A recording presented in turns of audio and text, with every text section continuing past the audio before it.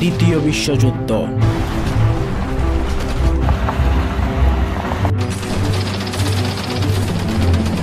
ইতিহাসের সবচেয়ে ভয়ঙ্কর ও রক্তক্ষয়ী যুদ্ধ, যে যুদ্ধে নিহত হয়েছিল কোটি কোটি মানুষ এবং ধ্বংস হয়েছিল লক্ষ লক্ষ পরিবার।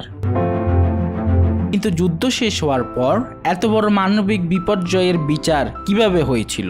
আজকের ভিডিওতে আমরা জানব সে ভয়ঙ্কর ইতিহাসের বিচার প্রক্রিয়া, যেখানে প্রথমবারের মতন আন্তর্জাতিকভাবে যুদ্ধ অপরাধ, মানবতার বিরুদ্ধে অপরাধ এবং গণহত্যার বিচার শুরু হয়েছিল।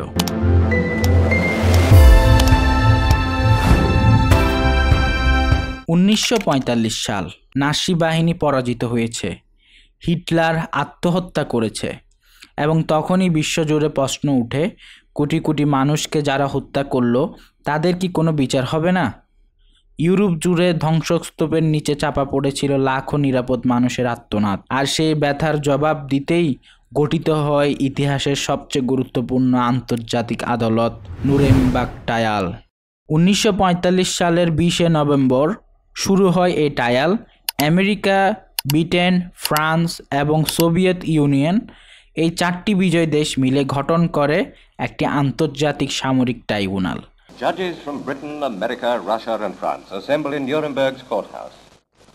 এই ট্রাইব্যুনালে অভিযুক্ত করা হয় 24 জন শীর্ষ নাৎসি নেতাকে, যাদের মধ্যে ছিলেন হিটলারের ঘনিষ্ঠ সহচর হেরম্যান গোরিং, রুডolf হেটস, আলফ্রেড রোজেনবার্গ।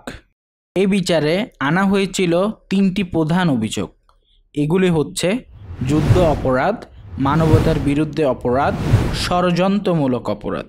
বিশেষ করে মানবতার বিরুদ্ধে অপরাধ, যেখানে গণহত্যা, নির্যাতন ও সংঘবদ্ধভাবে বেসামরিক মানুষকে হত্যা করাকে অপরাধ হিসেবে চিহ্নিত করা হয়।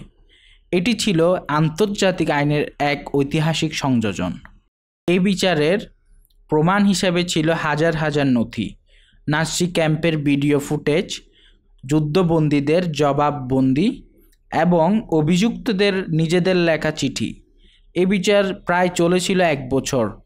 আন্তর্জাতিক আদালতের ইতিহাসে অন্যতম দীর্ঘ ও বিশদ বিচার। ফলস্বরূপ এই বিচারে 12 জনকে অভিযুক্ত করে মৃত্যুদণ্ড দেওয়া হয়, 7 জনকে বিভিন্ন মেয়াদের কারাদণ্ড এবং 3 জনকে খালাস করে দেওয়া হয়। দ্বিতীয় বিশ্বযুদ্ধ আমাদেরকে শিখিয়েছে, ন্যায় বিচার ছাড়া শান্তি আসে না। নুরেমবার্গ ট্রায়াল কেবল ইতিহাস নয়, এটি মানবতার পক্ষে এক গুরুত্বপূর্ণ জয়। আর এই বিচার প্রমাণ করে, কোনো অন্যায় যত শক্তিশালীই হোক না কেন, শেষ পর্যন্ত বিচার এড়াতে পারে না। আপনি কি মনে করেন আধুনিক পৃথিবীতেও এমন আন্তর্জাতিক বিচার ব্যবস্থা প্রয়োজন? আপনার মতামত জানাতে নিচে কমেন্ট করুন। ভিডিওটি ভালো লাগলে লাইক দিন, শেয়ার করুন বন্ধুদের সঙ্গে। আর ইতিহাসকে জানতে ও ভাবতে চাইলে এখনই সাবস্ক্রাইব করুন আমাদের চ্যানেলকে, হিস্ট্রি টু সায়েন্সকে।